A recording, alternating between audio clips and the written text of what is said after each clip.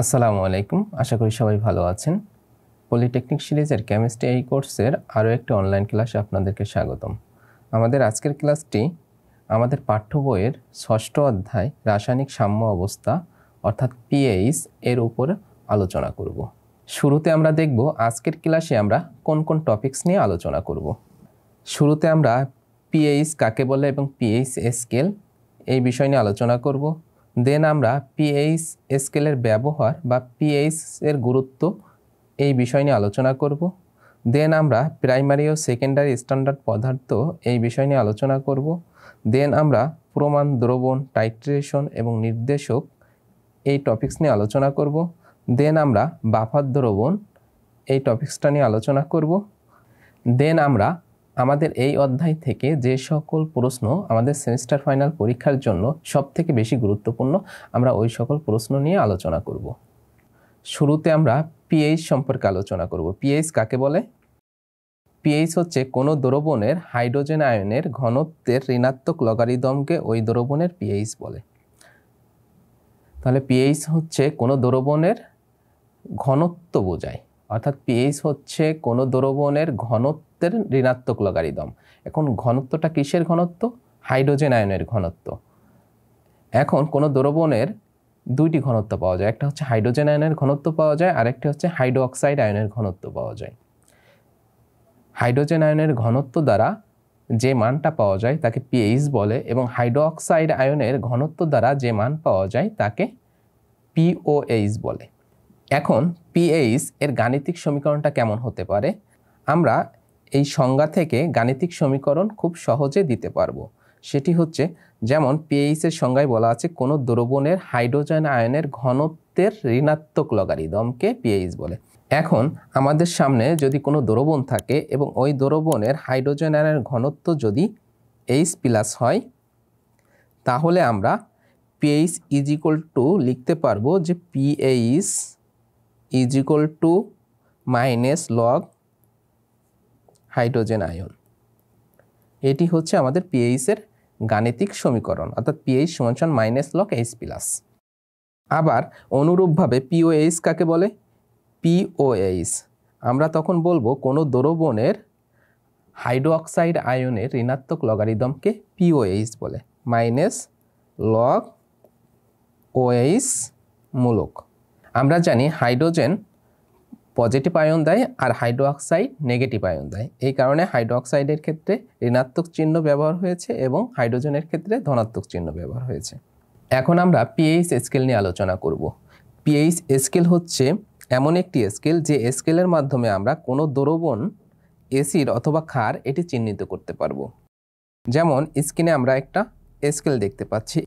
এখন কোনো একটি দ্রবণের পিএইচ যদি 7 হয় তাহলে এটি হবে কি? নিরপেক্ষ।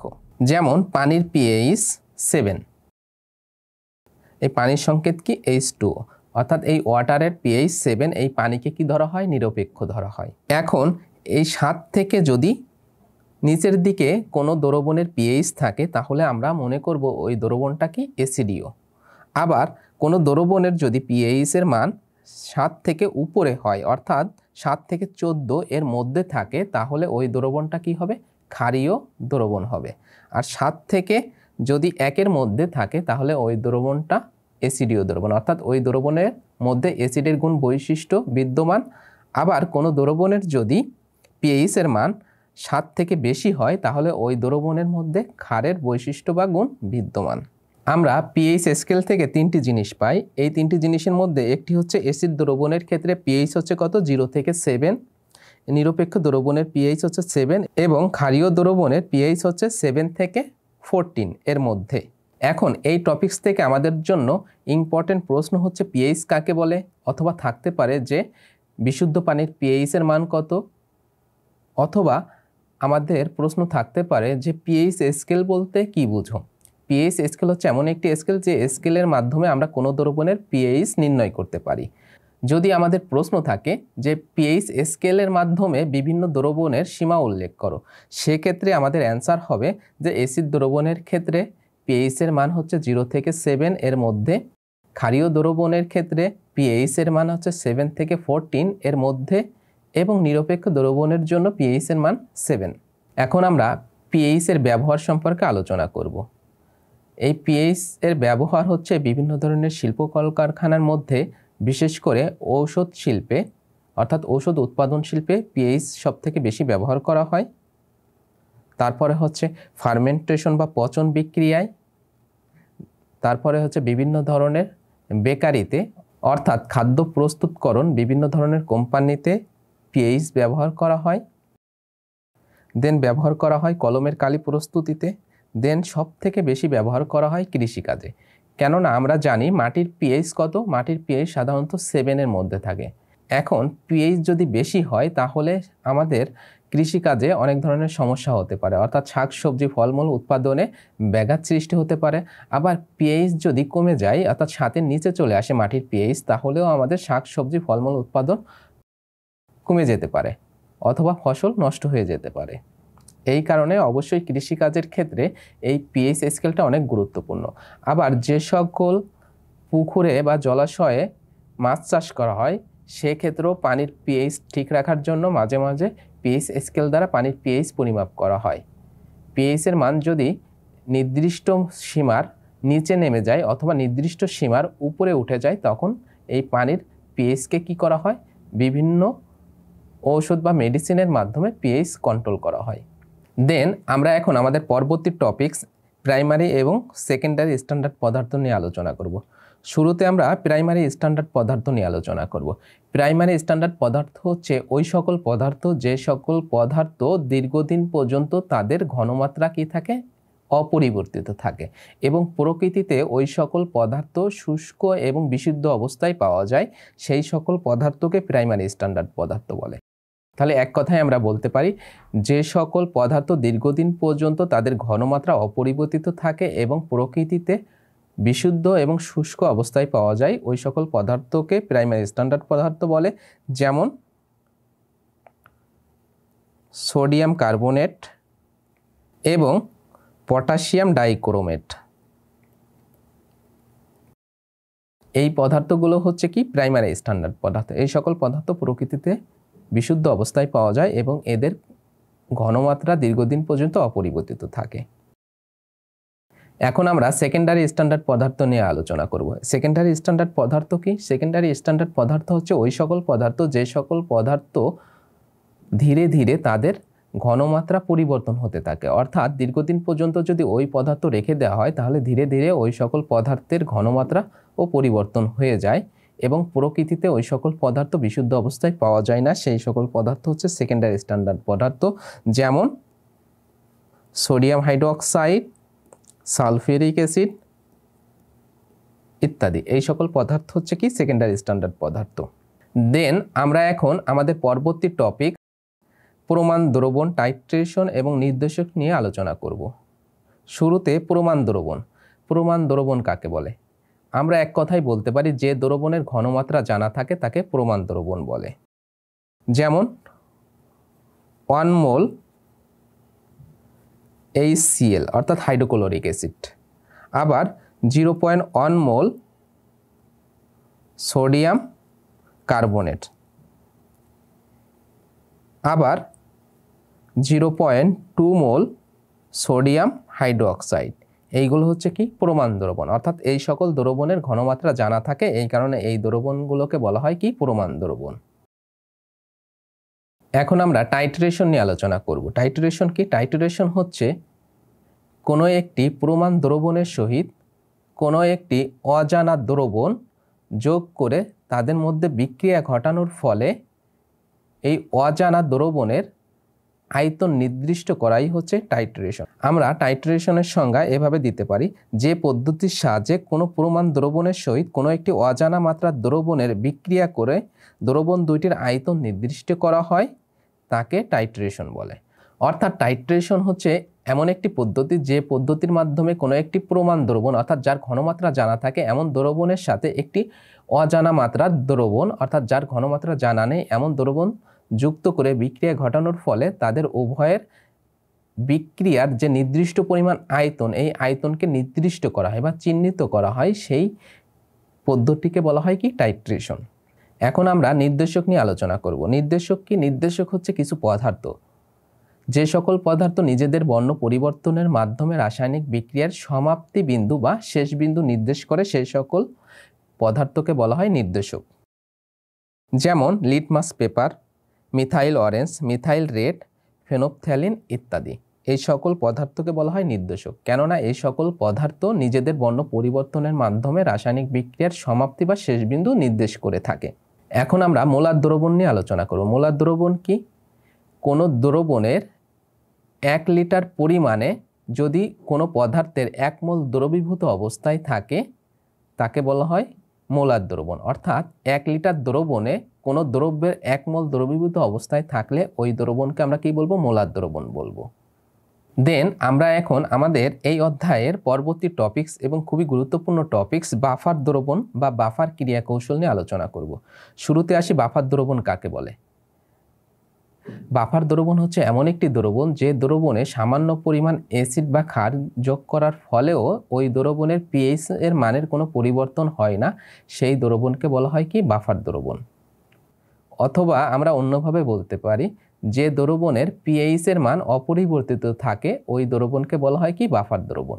এই বাফার দ্রবণ মেডিকেল সায়েন্সে খুবই গুরুত্বপূর্ণ, কারণ আমি পূর্বেই আলোচনা করেছি আমরা যে রক্ত একজনের শরীর থেকে আরেকজনের শরীরে পুশ করানো হয়, এখন একজনের শরীর থেকে যখন রক্ত একটা ব্যাগের মাধ্যমে নিয়ে আরেকজনের শরীরে এই রক্তটাকে সাপ্লাই দেওয়া হয় বা তাকে পুশ করা হয়। এখন এই যে ব্যাগের মধ্যে কিছু পরিমাণ, আপনারা যারা ব্লাড দিয়েছেন দেখবেন শুরুতে ব্যাগের মধ্যে কিছু তরল পদার্থ থাকে, শুরুতে অল্প কিছু তরল পদার্থ থাকে, যে তরল পদার্থের মধ্যে কি করা হয়? ব্লাডকে টেনে রাখা হয়, আবার অন্যজনের শরীরে এটা পুশ করা হয়। ওই যে তরল পদার্থ থাকে এইগুলো হচ্ছে কি? বাফার দ্রবণ। অর্থাৎ আমার শরীরের রক্ত যদি আমরা ওই দ্রবণে রাখি তারপরও ওইটার পিএইচ এর মানের কি হবে না? কোনো পরিবর্তন হবে না। আবার আমরা যে সকল ওষুধ ইনজেকশনের মাধ্যমে শরীরে পুশ করি ওই সকল ওষুধগুলো বাফার দ্রবণের মাধ্যমে তৈরি করা, যাতে পিএইচ এর কোনো পরিবর্তন না হয়। এখন আমরা দেখব বাফার দ্রবণের ক্রিয়া কৌশল, যে বাফার দ্রবণ কিভাবে কাজ করে। এই বাফার দ্রবণ প্রস্তুত করা হয় একটি দুর্বল অ্যাসিড এবং একটি দুর্বল ক্ষারের সমন্বয়। দুর্বল অ্যাসিড হিসেবে অ্যাসিটিক অ্যাসিড, আমরা সবাই অ্যাসিটিক অ্যাসিডের সংকেত হয়তো জানি। অ্যাসিটিক অ্যাসিডের সংকেত হচ্ছে CH3COOH। এটি হচ্ছে একটা অ্যাসিড এবং এটি একটি জৈব অ্যাসিড এবং এটি খুবই দুর্বল। আবার আরেকটি দুর্বল ক্ষার হিসেবে ব্যবহার করা হয়, সেটি হচ্ছে সোডিয়াম অ্যাসিটেট। সোডিয়াম অ্যাসিটেটের সংকেত হচ্ছে CH3COONA। এখন এই যে অ্যাসিটিক অ্যাসিড আমরা ব্যবহার করি বাফার দ্রবণে, অ্যাসিটিক অ্যাসিড, এই অ্যাসিটিক অ্যাসিডের জলীয় দ্রবণে কি আয়ন দেয়? হাইড্রোজেন আয়ন দেয় অল্প সংখ্যক, এবং অধিক সংখ্যক পরিমাণ অ্যাসিটেট আয়ন দেয়। অ্যাসিটেট CH3COO এই অ্যাসিটেট ঋণাত্মক আয়ন দেয়। এই অ্যাসিটেট আয়নের পরিমাণ থাকে অনেক বেশি, আর হাইড্রোজেন আয়ন অল্প পরিমাণ দেয়, যার ফলে উক্ত দ্রবণে যদি আমরা অ্যাসিড যোগ করি তাহলেও দ্রবণের পিএইচ এর মানের কোনো কি হয় না? পরিবর্তন হয় না, যেহেতু হাইড্রোজেন আয়নের পরিমাণ কি থাকে? কম থাকে, যার কারণে বাইরে থেকে যদি আমরা কোনো অ্যাসিড যোগ করি, যোগ করার ফলেও এই পিএইচ এর মানের কি হয় না? কোনো পরিবর্তন হয় না। এবং এই যে সোডিয়াম অ্যাসিটেট, এই সোডিয়াম অ্যাসিটেটটা এই বাফার দ্রবণে সম্পূর্ণভাবে কি হয়? বিয়োজিত হয়।